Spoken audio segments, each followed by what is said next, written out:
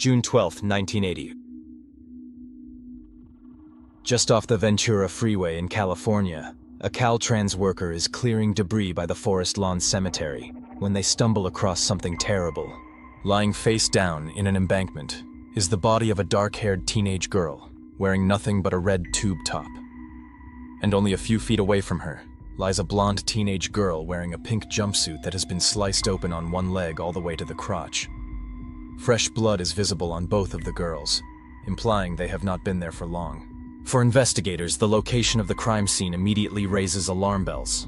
Only a couple of years earlier, the body of Laura Collins had been found nearby in what was still an unsolved murder case. And just across the road, they had also found the body of Yolanda Washington, who was one of the first confirmed victims of the now incarcerated Hillside Stranglers. Perhaps most unsettlingly, the two bodies appear to have been left to roll down the incline in a very open, visible area, implying that their killer either didn't care if they were found or actually wanted them to be found. Given this boldness mirrored the actions of the Hillside Stranglers, the investigators can't help but wonder if these are the acts of a copycat killer. It's soon determined that the two girls had been murdered only hours before their bodies were discovered, with the California heat accelerating the decomposition process, making them bloat and their skin turn waxy. Examining their bodies, both girls have been shot in the head with a .25 caliber firearm. The blonde girl has also been shot in the chest, seemingly at an extremely close range indicated by the burn marks around the wound. Strangely, they also find several drops of motor oil on her pink jumpsuit.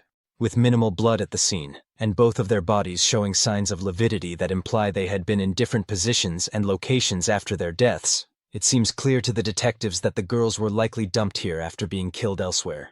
The following day, Angelo Morano arrives at the city morgue with the police, dreading that his worst fears are about to be confirmed as real. Having seen the story about the discovery of the two girls' bodies on the news, Angelo is terrified that he might know their identities. Sadly, his fears are soon confirmed. The two murdered girls are his missing daughter and stepdaughter, 15-year-old Gina Morano and 16-year-old Cynthia Chandler. Best friends, both teenagers were friendly and bright, excelling academically, but regularly conflicted with their parents, leading them to run away on a number of occasions. As in this instance, they typically hitchhiked together to Los Angeles, where Cynthia had been born. Angelo tells the detectives that Gina keeps a red address book on her, suggesting it may provide clues as to who the girls had interacted with before their deaths. But he's informed that no book matching that description was found at the crime scene. Now knowing their identities and able to confirm that the two girls had last spoken to their parents 2 weeks ago, investigators try to piece together the events leading up to their deaths, hoping to find a breakthrough. Meanwhile, their autopsies present a few additional bits of information. Cynthia, the blonde girl, had been dead for at least 12 hours before she was found, meaning she was likely killed around midnight. And Gina had actually been shot twice in the head. Despite finding no clear evidence of sexual assault, semen is discovered inside one of the girls, leading investigators to consider the possibility that their killer had engaged in necrophilic activity of some kind. A few nights prior to their murders, the two girls had attended a Beverly Hills party, where they met 19-year-old Mindy Cohen and her boyfriend Mark Gottman, a wealthy pair who enjoyed throwing extravagant parties filled with drugs and wild behavior. Their chauffeur had found Gina and Cynthia walking along Sunset Strip before bringing them to Mark's mansion to join the party. Believing the two girls looked hungry and like they were struggling to get by, Mindy gave them her phone number, telling them to give her a call if they ever needed help. After the girls had been murdered, Mindy receives a phone call from a detective telling her he is investigating their deaths, mentioning that her number had been found in Gina's address book. Unable to immediately meet up with him as she is looking after her younger sisters while her parents are away, Mindy answers questions over the phone, surprised when the detective asks if she knew the two girls were prostitutes. The detective then tells her that a man's business card was found with their bodies, and the man had informed them that he had paid the girls for sex. After mentioning the fact they were prostitutes multiple times, the conversation eventually ends. But afterwards, something about it doesn't sit right with Mindy. Replaying the conversation in her mind, the detective's insistence that the two girls were prostitutes almost feels like he was trying to convince her it was true. And would a detective really reveal so many details to her about an ongoing murder investigation? Paranoia taking over, Mindy begins to wonder if the man she had just spoken to was actually the killer, posing as a detective. And if he was, she had just told him she was alone in her house with her younger sisters. She did, after all, give her phone number to Gina. Could Gina have also written her address down in her red book? Panicked, she calls Mark to come to her home before they contact the police. As she talks to a detective, she's told that nobody from their department has called her about the case, dismissing her story as likely just being a prank. A few days later, another woman, Lori Brigus, receives a similar call from a man claiming to be a detective on the case. Lori is told that her husband, Henry, had been one of the last people to see the girls alive, with his business card having been found with their bodies.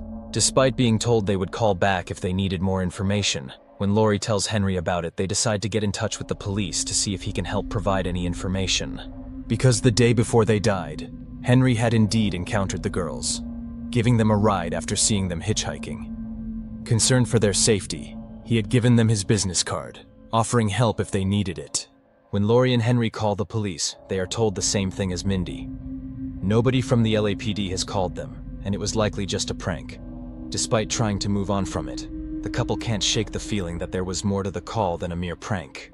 And they were right, because the only person who had access to Gina's contacts was the person who had taken her red book, the person who had murdered her and her stepsister.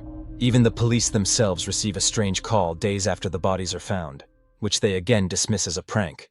Though this one wasn't from a man claiming to be a detective. It was from a woman who called herself Betsy and was claiming her boyfriend was responsible for the 2 murders. Refusing to give any more information, the caller seems to know details about the crimes that hadn't yet been made public.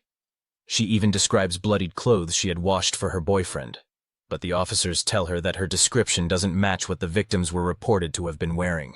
But then, suddenly, the call is disconnected, and the woman never calls back. If she had, what happened next could have played out very differently. Because like the other calls, this was not a prank. And 11 days later, 2 more women would be found under eerily similar circumstances. This is the story of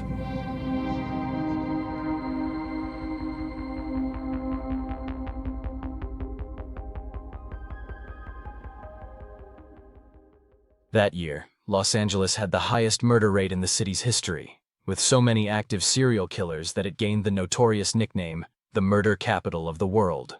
On June 23rd, 11 days after the bodies of Cynthia and Gina had been discovered, the body of 24-year-old sex worker Karen Jones was found dumped behind a Burbank steakhouse on Franklin Avenue, having been shot in the head with a .25 caliber pistol. Soon after, a second body was discovered near a trash bin behind a Sizzler restaurant in Studio City. However, this body was found completely naked, and more alarmingly, the head had been removed and was nowhere to be seen. She was later identified as 20-year-old sex worker Exie Wilson, a friend of Karen's, which seemed far too coincidental for comfort. 4 days later, Jonathan Caravello noticed a large wooden box in an alley near his apartment on Hoffman Street as he tried to park his car. Getting out to move it, thinking it appeared to be an antique chest of some sort, he decided to open it, hoping he might find something valuable inside. However, all he saw when he opened it was what looked like jeans and a t-shirt bundled together, accompanied by an unbearable smell. So he decided to unravel the clothes to see what they were concealing, but as he moved them aside, he froze in horror. Staring back at him from within the box were the lifeless dead eyes of a woman's decapitated head. Roughly 8 blocks away from where her body was found, police quickly confirmed the head belonged to Exie, discovering it had been frozen and thoroughly cleaned before being left in the box. They were also able to confirm that the head had only been out of its frozen state for a few hours, meaning the killer must have kept it with them for the past 4 days. Inside Exie's skull, forensic analysts recovered a .25 caliber bullet, which was confirmed to be a perfect match for the weapon that had been used to kill Karen. But not just that. The bullets were also proven to have come from the exact same gun that had been used to kill Cynthia and Gina as well. There was no denying it.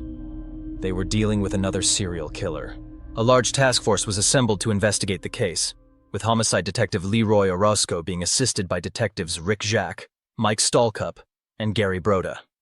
They were all seasoned investigators, having worked on many infamous cases, including the Manson family murders. Both Exie and Karen worked under the same pimp, so he was quickly brought in for questioning. But after interrogating him, investigators dismissed him as a suspect in the murders. With no leads, despite having forensically confirmed the 4 murders to be connected, police publicly denied any relationship between the cases. They did, however, plead for the mysterious Betsy, who had called them after the deaths of Cynthia and Gina, to reach back out, assuring her that her identity would remain confidential if she did. Days later, on June 30th, a fifth victim was discovered. This time, a group of snake hunters exploring a ravine in the San Fernando Valley came across the mummified remains of a woman with reddish hair beneath an old mattress. As the press began labeling the killing spree the Sunset Strip murders, the woman's autopsy determined her stomach had been slashed open and she had been shot 3 times with the same weapon used in the other 4 murders. Identified as 17-year-old Marnette Comer, a teen from Sacramento with a history of running away who hadn't been seen since June 1st, her autopsy confirmed she had been dead for at least 3 weeks before she was discovered, meaning she had likely been killed before all of the other known victims. Trying to garner some leads, the police presented the wooden box that had held Exie's head during a press conference, hoping someone might recognize its unusual design. They also showed off the clothes found in the box for the same reason: a pair of jeans with the crotch cut out and a pink t-shirt with the phrase, "Daddy's Girl" on it. These clothes would later be identified as belonging to Marnette by her family members, further linking her case to the other 4 murders. Eventually, they were able to find where the box was being sold in Newberry stores across Los Angeles. But just as the detectives began following up on potential purchase leads, a 6th body was found. However, this time there was something different about the victim. It was a man. On August 9th, the body of John Robert Murray, known as Jack, was found inside his own van. A 45-year-old country singer from Van Nuys, who regularly performed at the nearby Little Nashville bar, his remains were in an extremely decomposed state when they were discovered. Having been left in the van for at least 5 days before he was found, the warm weather had caused his skin to blister and darken. He had been killed with an extreme level of brutality, having been stabbed 9 times with deep slashes across his buttocks, which sections of skin had been removed from. Most shockingly, his head had been severed and was missing. .25 caliber shell casings were found with him in the van, suggesting he had also been shot. Although he had been decapitated like Exie, it wasn't until 2 days later that his murder was connected to the Sunset Strip killer cases. This was thanks to a 37-year-old nurse called Carol Bundy, who broke down in tears in the Valley Medical Center where she worked, confessing to her co-workers that she had been involved in a number of murders. As you can imagine, her co-workers immediately contacted the police, who headed over to her address to investigate her claims. When they arrived, Carol handed them 3 pairs of underwear which she claimed belonged to victims of her boyfriend Douglas Clark, as well as a photo album containing illicit images of him with an 11-year-old girl. According to Carol, Douglas was the Sunset Strip killer. Shockingly, she then confessed to them that she had personally murdered Jack herself, and that Doug had helped her dispose of his head. Officers immediately arrested Doug at Juergens Corporation in Burbank, where he worked as a boiler engineer, on charges of lascivious conduct with a minor, as well as aiding and abetting a murder suspect. A coworker then told them that he had seen Doug hiding something in the boiler room. Searching it, they located 2 .25 caliber pistols. Before long, one of these pistols was confirmed to have been the weapon used in the 5 Sunset Strip killer cases that were currently known about. They now had no doubt that Doug and Carol were responsible for the murders, but what they didn't know was to what extent each of them had played a role in the crimes, with both of them telling very different stories that shifted the blame onto one another, featuring some of the most shocking and disturbing allegations imaginable. Figuring out the truth was a daunting task. So to understand what had truly happened, and what role both of them played in these murders, we need to do something we haven't done for a while. We need to go all the way back to the start. Carol Mary Peters was born on August 26, 1942, as the second child to parents Charles and Gladys. Charles worked in the entertainment industry, whereas Gladys was a hairdresser who had previously worked as a tap dancer before starting their family. Their first child, a son called Gene, found moderate fame as a child actor, with Charles and Gladys expecting their daughter to follow in his footsteps. Gladys, in particular, put all of her hopes onto her daughter, clearly looking to live vicariously through her, and pushed her into acting from a young age. However, both of her parents struggled with alcohol and addiction issues, and both had tempers that quickly escalated into violence. They both frequently spanked and even beat the children for unpredictable reasons, depending on the state they were in. Carol often remained silent during these beatings, refusing to react to the pain, convincing herself that they were justified and dished out fairly, especially in regards to her father. By the time Carol attended school, she had become overweight and insecure, and wore thick glasses for her poor vision, leading to relentless bullying by her classmates. And when her sister Vicky was born, her mother shifted all of her attention onto her instead, practically ignoring Carol, who in her eyes had failed to live up to her expectations.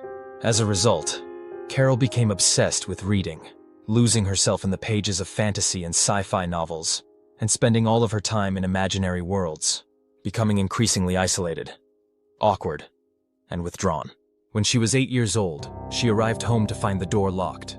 She banged desperately on the door, shouting to be let in, but only when she collapsed in tears did her mother answer her, putting on a voice so she wouldn't recognize it was her speaking. The voice then told her that her family had moved, and that she no longer lived at the house.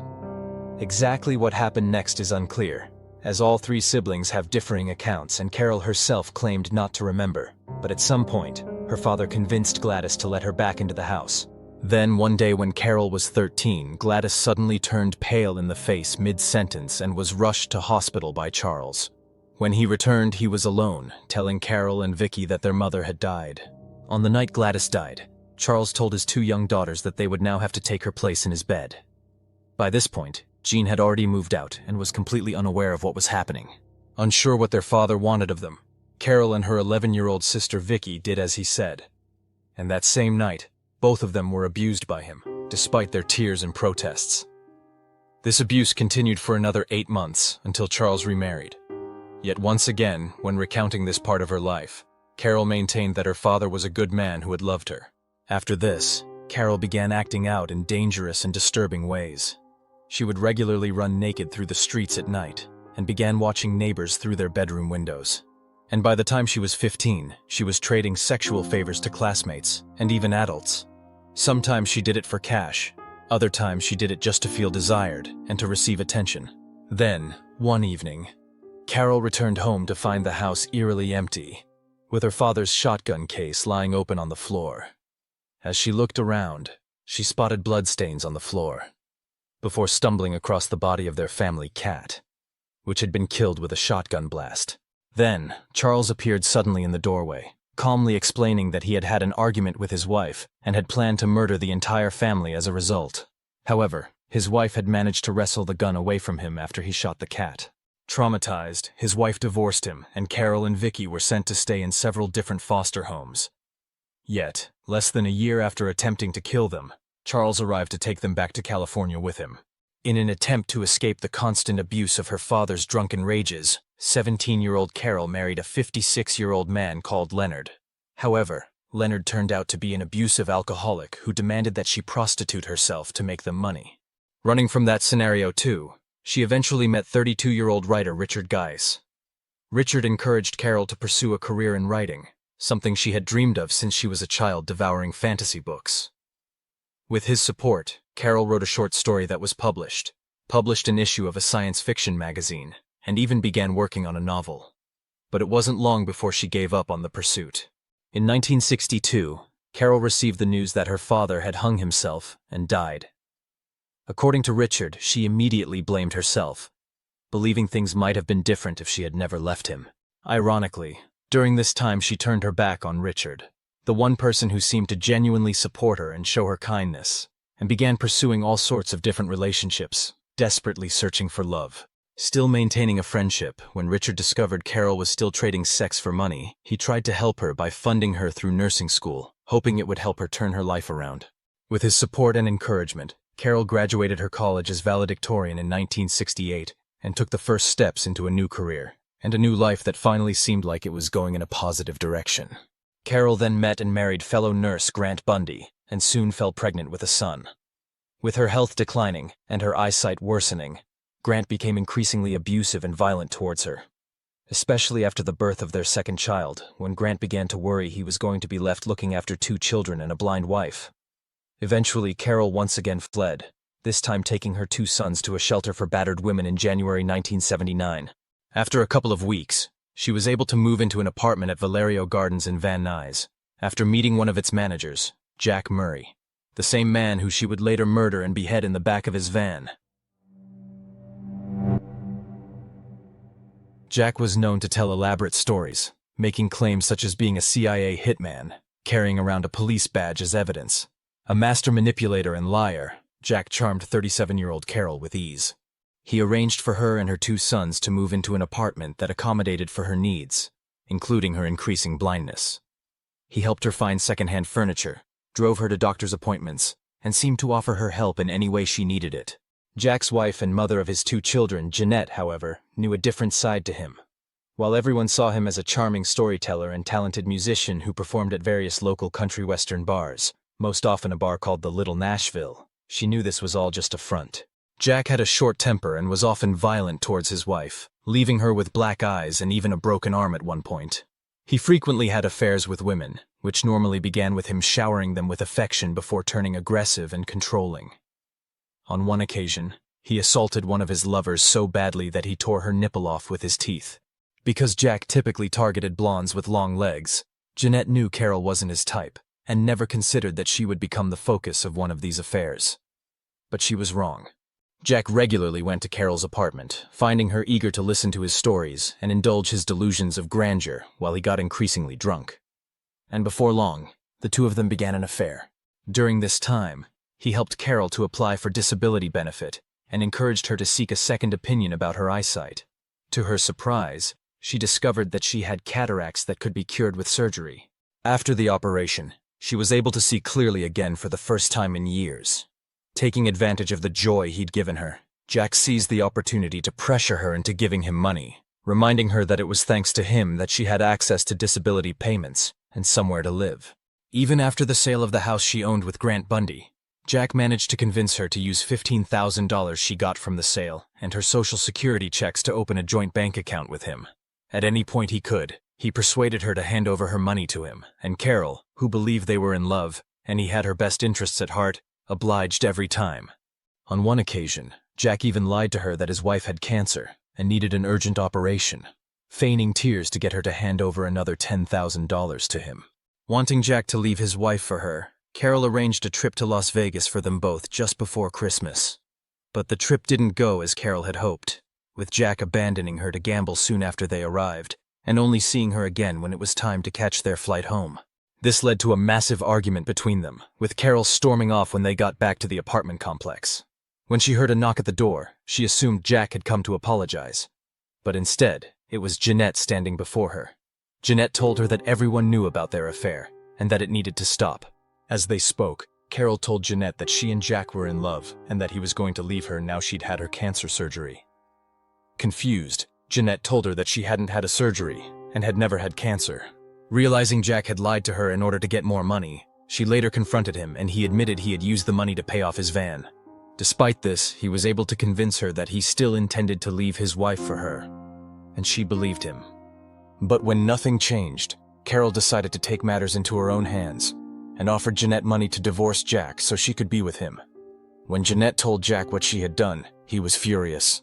He confronted Carol, telling her that he would never tear his family apart for her, and that she needed to move out of the apartment.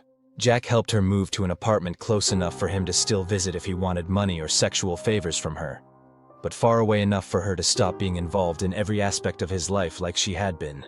But Carol refused to give up on their relationship, even as Jack began ignoring her and rejecting her calls.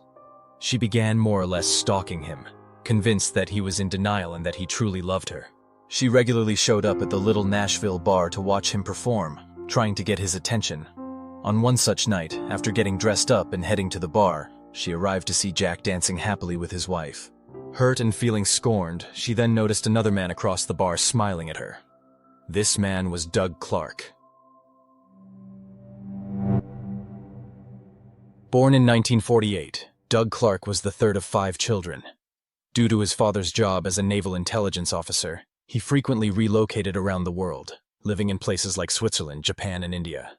Set up in housing estates for American families, Doug's family lived a life of privilege, even having servants catering to their every need at times. Doug himself was seen as quiet and polite without any behavioral problems, according to his parents at least. Whenever he did get into trouble for anything, his military father would aggressively defend him and deny he was responsible for anything. Doug was even able to spend his teenage years at Ecolint, a prestigious international school in Geneva, which catered to the children of celebrities and even royalty. While there, however, he struggled academically, and he was eventually expelled after writing an inappropriate letter to one of his female teachers. After being expelled, Doug was sent to a military academy in Indiana, with his parents continuing to travel around the world without him. Once there, he continued to struggle to build close friendships, and was said to boast about his sexual exploits and his family's wealth.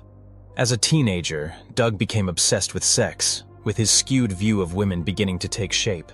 Even then, he secretly filmed his sexual encounters with girls, keeping them as trophies and showing them off to his peers. This warped perception of sex and women soon began to transform into dark fantasies, with Doug finding himself drawn to disturbing ideas about sadomasochism, abuse, mutilation, and even necrophilia.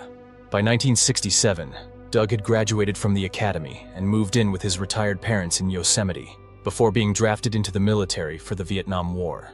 Not wanting to be on the front line, he enlisted in the Air Force and trained in radio intelligence to decode Russian messages. Eventually, Doug was honorably discharged from the Air Force, though the reason why remains unclear as the Air Force has refused to reveal any details, and Doug himself has told the story differently every time he spoke about it.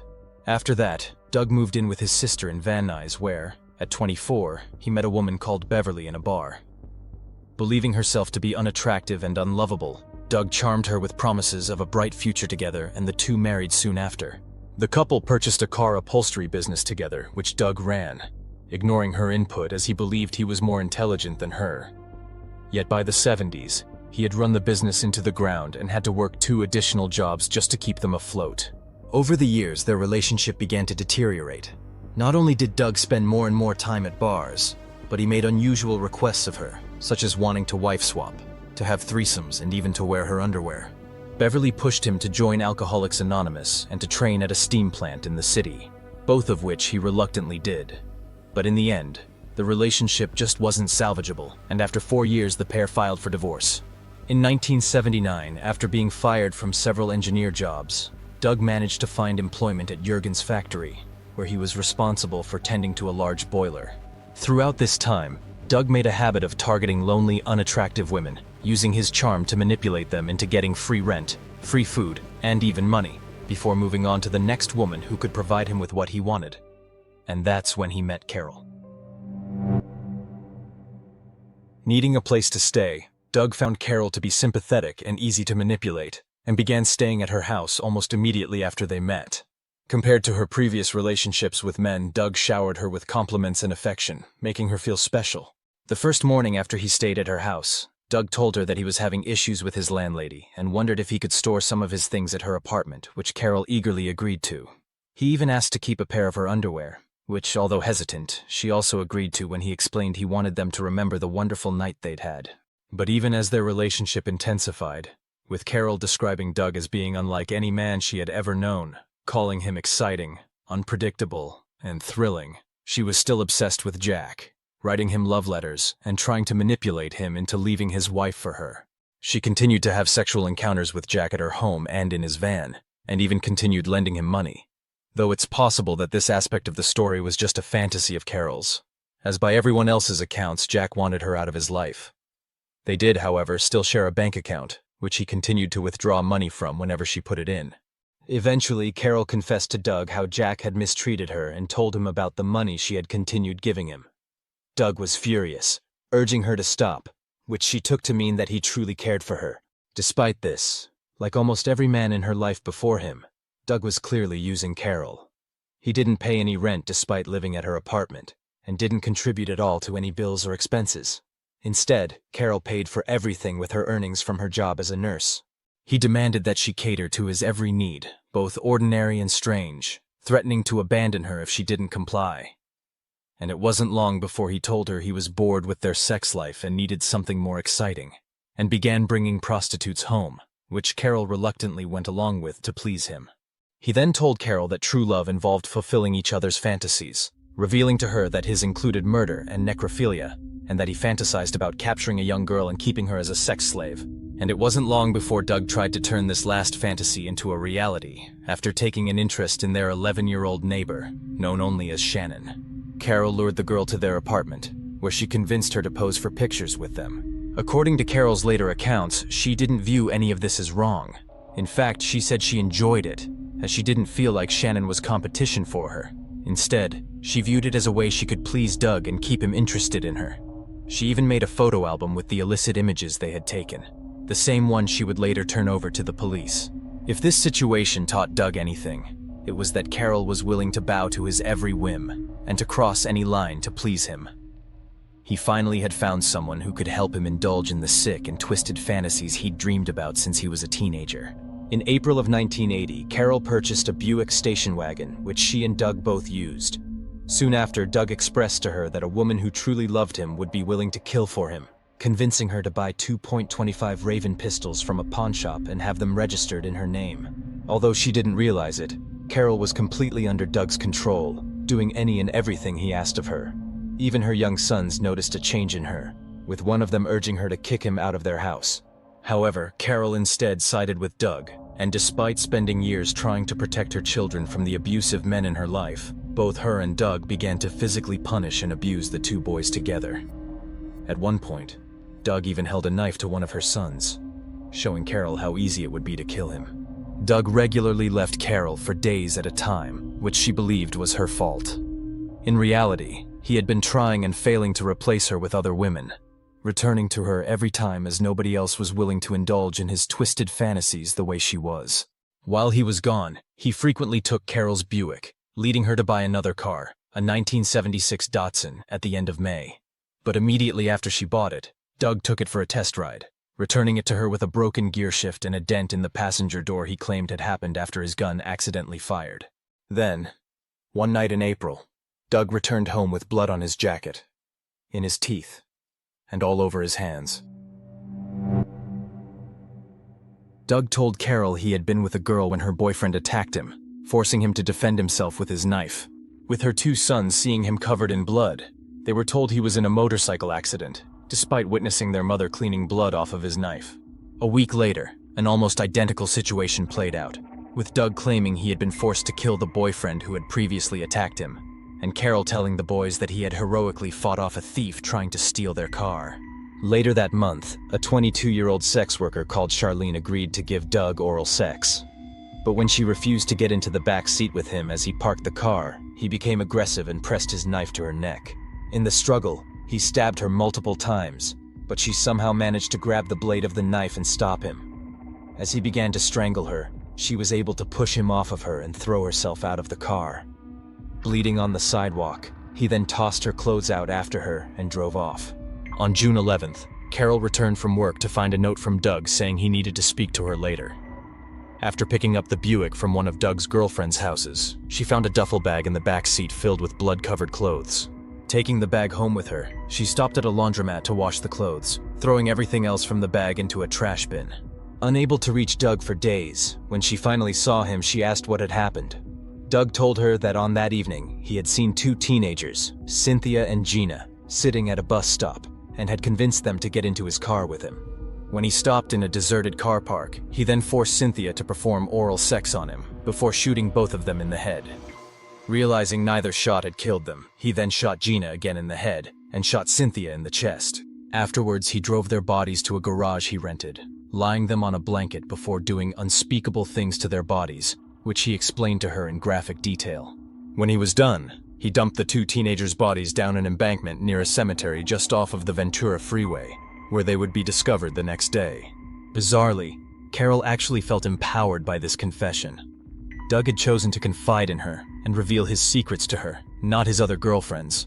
It made her feel wanted and needed by him in a way nobody else could be. She even considered joining him on one of his murder excursions, thinking it would strengthen their bonds.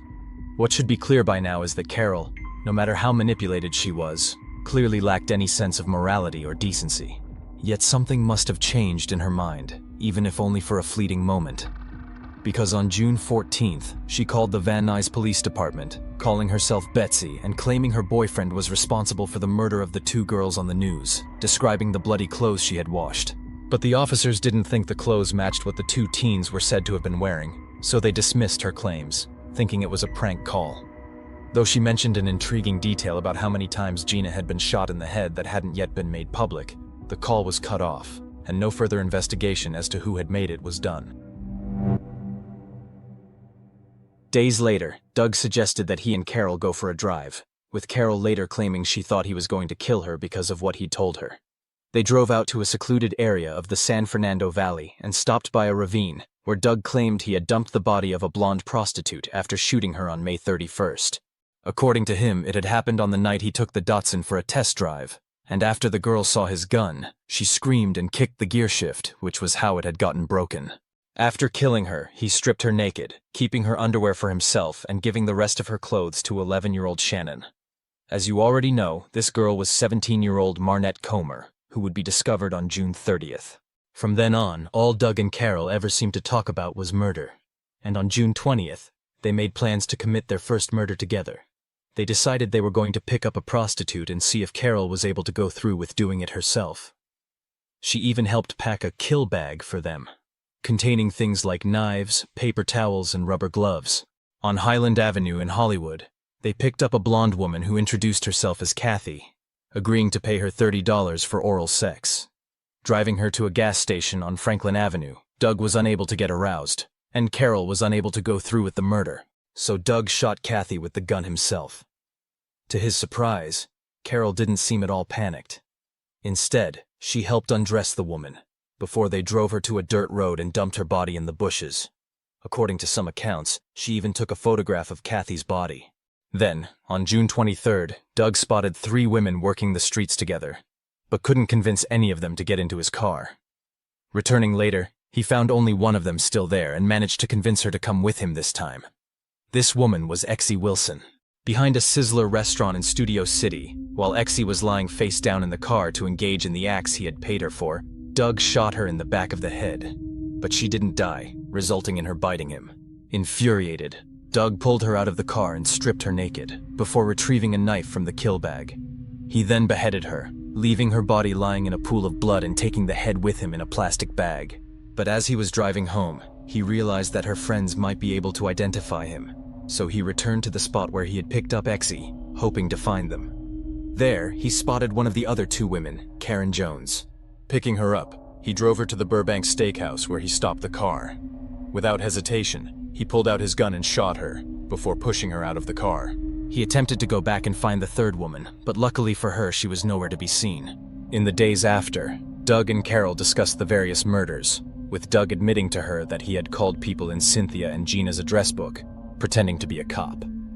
Growing concerned that they might get caught, with stories about the Sunset Strip killer playing on the news, they decided to get rid of the Buick by selling it to one of Doug's co-workers. Disturbingly, Doug kept Exie's head in a freezer in the new apartment they had just rented to share together in Verdugo, telling her he had showered with it and done other unspeakable things to it. Even more disturbingly, Carol then began to use makeup to turn the head into what she called a Barbie doll, to make it more sexually appealing to Doug. Eventually, Carol purchased a wooden chest to help get rid of it. However, right before they planned to dispose of it, they suddenly realized that her fingerprints might be in the makeup, forcing them to thoroughly wash it in the kitchen sink. They also wiped down the chest, only touching it while wearing gloves.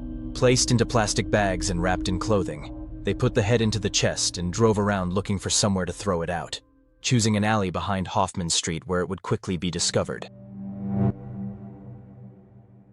Despite living together in the Verdugo apartment, the relationship between Carol and Doug continued to deteriorate, with the murders seeming to be the only thing keeping them together. They continued their late-night drives, trying to pick up women to murder together, but had little success, largely because the stories about the Sunset Strip killer were dominating the news and making prostitutes more cautious. With everything unraveling and Doug treating her worse than ever, Carol decided to call Richard Geiss, the one person in her life who hadn't abused her, confiding in him about Doug and the murders.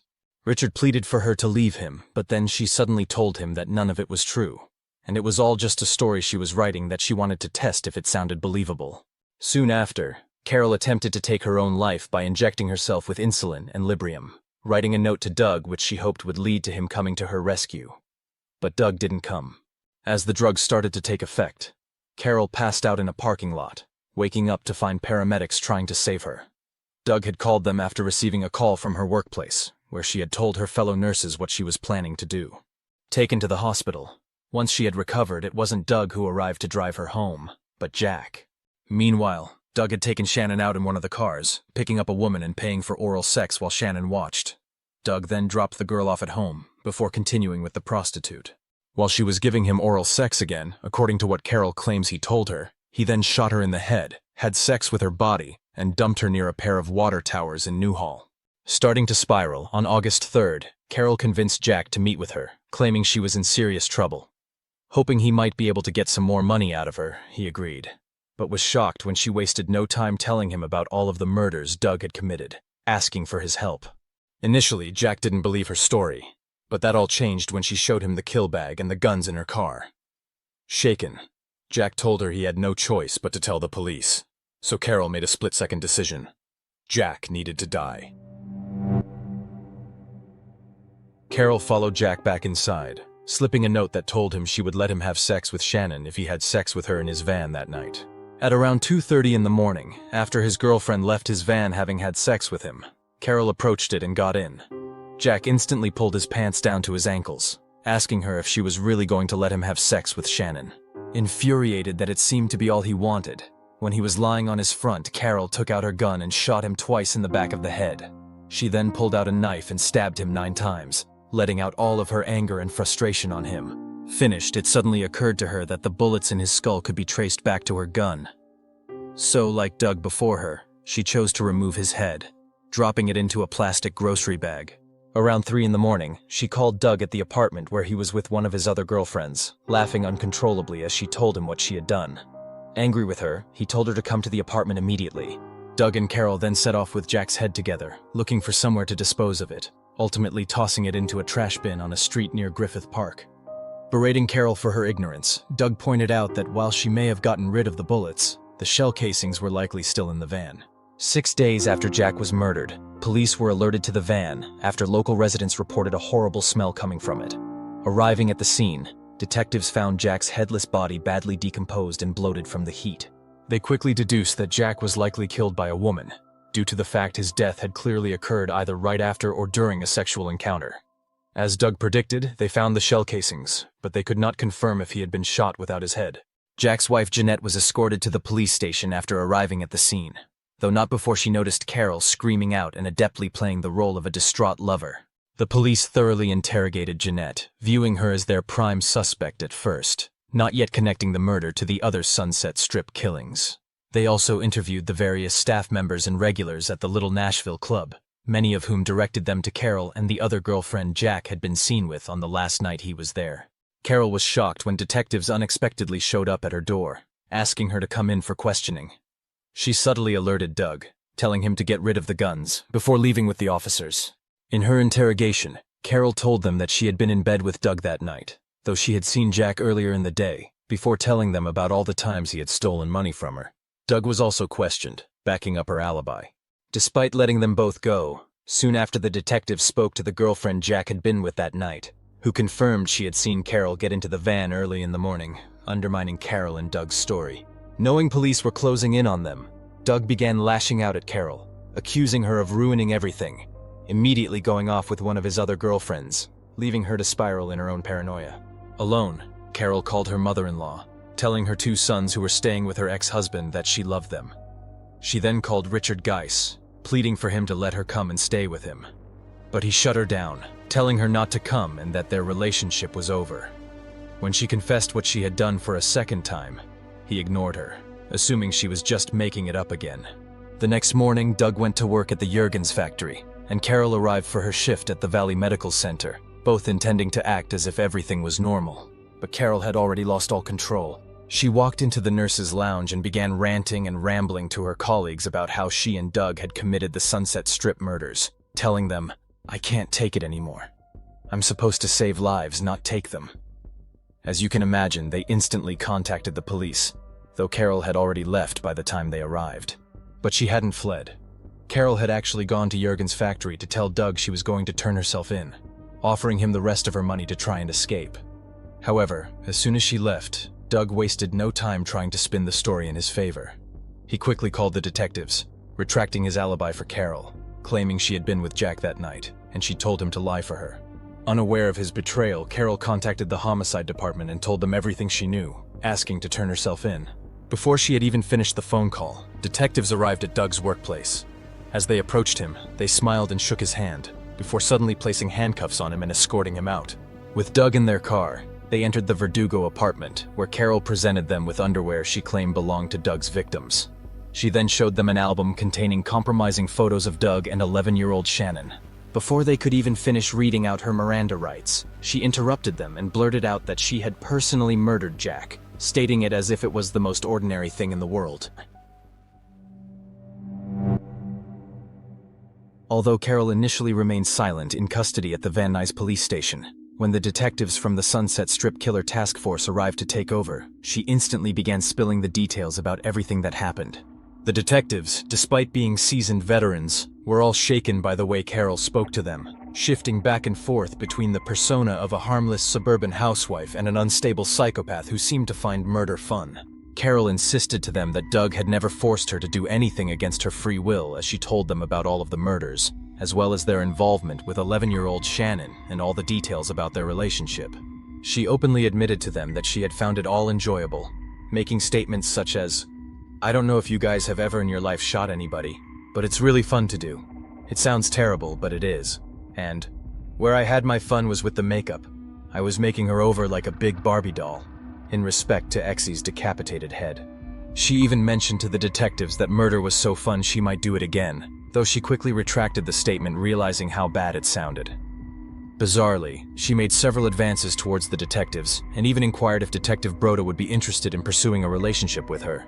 While the detectives found her unsettling and exhibiting signs of being a sociopath with no sense of morality, they tried to stay on her good side, knowing that her testimony was going to be essential for the case they were building. Similarly, Doug openly chatted to Detectives Orozco and Stalcup in their police car as he was transported downtown to be interrogated. He was so chatty and cocky that the pair had to actually ask him to stop talking until they arrived at the station. In the interrogation room, Doug also waived his right to counsel and agreed to voluntarily give his account in a recorded interview. Throughout the conversation, Detective Orozco was able to get Doug to confess to a number of significant details. He admitted that he knew Cynthia Chandler, that he regularly picked up prostitutes on the Sunset Strip, and even that he'd helped Carol dispose of Jack's head. When the topic of 11-year-old Shannon came up, Doug seemed to try and blame the girl, claiming she had been the one trying to seduce him and accusing her of making up stories. However, this changed when the detectives mentioned they had the photo album of him with the girl in their possession, seemingly having still thought Carol was under his control despite what was going on. The idea that she had betrayed him shocked him. He denied any sexual involvement with the girl, instead claiming Carol had made them take the pictures and had kept the album locked in a safe to blackmail him into lying for her and hiding her crimes.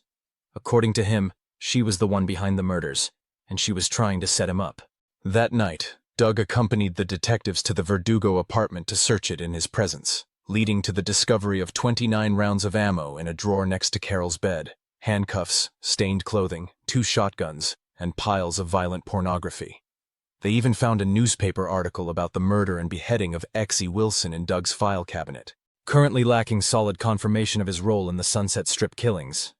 While they began testing their evidence, they charged Doug with felony molestation to ensure they could keep him in custody. Carol, on the other hand, was formally charged for the murder of Jack thanks to her confession, with her motive being cited as fear that Jack was going to tell the police about other crimes she had committed. She was held without bail, with her preliminary hearing scheduled for the end of August. As the detectives and their team worked tirelessly to gather all the evidence needed to charge Doug and Carol with the murders, the 2 suspects continued revealing incriminating details to them. However, their stories were drastically different. Carol claimed Doug was responsible for all of the murders, aside from the murder of Jack.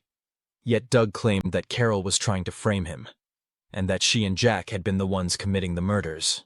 According to Doug, Carol, whose last name was Bundy, was delusional and believed she was the wife of infamous serial killer Ted Bundy. He claimed Carol had bought the guns for herself, took pictures of him with Shannon in order to blackmail him, and had roped Jack into committing murders with her, before turning on him and killing him. In Doug's version of events, Carol knew about all the details of the murders she claims he committed not because he had told her, but because she was the one who had carried them out herself.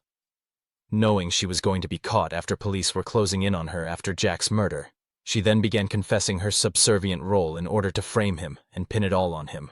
The call Carol made to police after the deaths of Gina and Cynthia in his story was her already planning a way out after she committed those first murders. He also rightly claimed that Jack was known to carry a fake police badge and impersonate police officers, stating that it was him who had called the girls claiming to be a detective. With differing accounts, the detectives tried to confirm the truth with hard evidence. First, it was determined that Jack Murray and Exie Wilson had been decapitated with 2 different knives, used by 2 different individuals, which matched the details Carol had given in her account. The 2.25 caliber pistols were discovered at Doug's workplace, with one of them being confirmed to be the gun used in all of the known murders, aside from the murder of Jack. In Jack's case, the head was never able to be recovered, so confirmation that he had been shot with the gun was impossible, though they did find matching shell casings.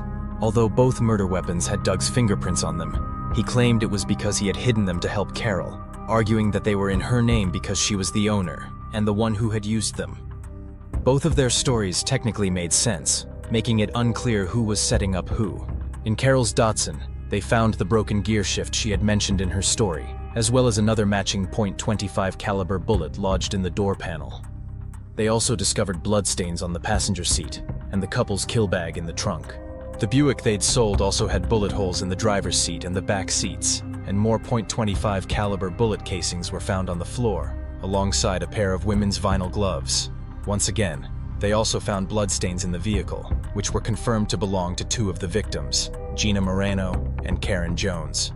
In Doug's rented garage, they discovered a bloody boot print that matched the exact pair of boots he was wearing when he was arrested, implying he had been at the scene and not Jack as he had tried to argue, further backing up Carol's version of events. Further implicating Doug, inside his wallet they found a list of names, including Cindy and Mindy, and phone numbers written in his own handwriting.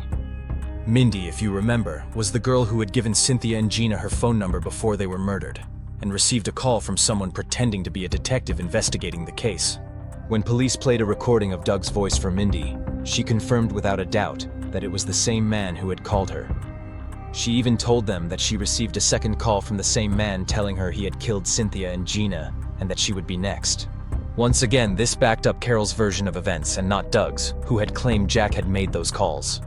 They were even able to verify that these calls to Mindy were made from a phone in one of Doug's girlfriend's apartments. Trying to verify Carol's account of Doug's additional murders, detectives searched near the water towers in Newhall, where she claimed he told her he had shot a prostitute in the head while she was giving him oral sex.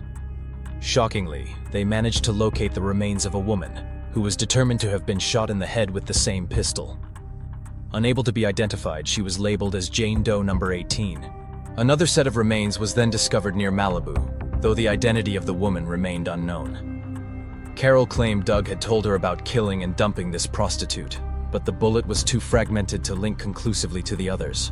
Despite Carol's descriptions, the search for Kathy, the prostitute she said she had watched Doug shoot after being unable to murder her herself, was unsuccessful, at least for now. Doug had also, according to her version of events, told Carol about his attack on Charlene, the woman he stabbed before kicking her out of his car. When police showed Charlene a photo lineup, she picked Doug out as the man who had attacked her, though it's unclear whether she took some persuasion to confirm his identity or not. Awaiting their hearings, both Carol and Doug began to send letters to everyone they knew, pointing blame in each other's direction. But despite turning on each other, they continued corresponding with each other too, with Carol professing her love for him, and Doug making threats of how he was going to expose her. Carol even wrote letters to Detective Broda, trying to pursue a relationship with him that obviously wasn't going to happen. After discovering Veronica Compton was in the same prison as Carol, Doug began writing her letters too, trying to convince her to testify that Carol had revealed she was behind the crimes to her. Veronica was herself charged with attempted murder, having built a twisted relationship with one of the Hillside Stranglers, Kenneth Bianchi. She had tried to commit a copycat crime while he was incarcerated at his request, but had failed. Ultimately, Veronica would appear at Doug's trial, but she pleaded the fifth and offered him no help. Both of them underwent a number of psychological evaluations as the cases against them were being built. Carol was deemed to be condescending and controlling, with a tendency to shift blame for her actions onto others, though she showed no signs of brain damage or severe psychopathy. Doug, by contrast, was reported to suffer from multiple personality and psychosexual disorders, and said to be extremely narcissistic with an inflated sense of ego. Ultimately, both of them were deemed fit to stand trial. Throughout the various pre-trial hearings, Doug pushed to represent himself. Although he was denied, he was so uncooperative with the various legal teams assigned to defend him that by the time of his actual trial, he was already on his third set of attorneys. Each time, he accused his attorneys of incompetency and obstructed their attempts to assist him. He made numerous outlandish claims at the hearings, accusing everyone involved in the case of framing him. He claimed the police planted evidence to set him up, such as arguing that Detective Orozco had put the shell casings in the Buick himself. He even claimed that his voice had been tampered with on the confession recordings to make Mindy identify him as the man who called her, and the footage had been manipulated to change what he'd said. When the body of Kathy was finally found months after their arrests, her murder was added to the charges against them both. The true identity of Kathy was never determined. Carol agreed to a plea deal, only receiving charges for the murders of Jack and Kathy in exchange for testifying against Doug. The deal meant that she got something known as use immunity for the other murders associated with Doug, meaning that any testimony she offered against him could not be used against her in her own trial. Doug, on the other hand, faced charges for all 6 of the known victims of the Sunset Strip killer, though even at the time it was suspected that he was responsible for more murders. Doug's trial finally began in October 1982, over 2 years after his arrest, attracting large crowds of journalists, news crews, and spectators. With the trial lasting 4 months and overseen by Judge Ricardo Torres, the prosecution was led by Deputy District Attorney Robert Jorgensen, while Doug was finally allowed to represent himself as he wanted, with the help of appointed attorneys Maxwell Keith and Penelope Watson. As I'm sure you can imagine, this was not a smart move. In his own defense, Doug tried to argue that the evidence against him was largely circumstantial, but he undermined his own credibility by constantly throwing tantrums and getting into arguments with the judge. Due to his complete lack of understanding of the legal process, he constantly missed opportunities to properly cross-examine witnesses and to weaken the prosecution's case. Even if his story about being set up was perhaps convincing enough to create reasonable doubt, he did a poor job at presenting it to the jury.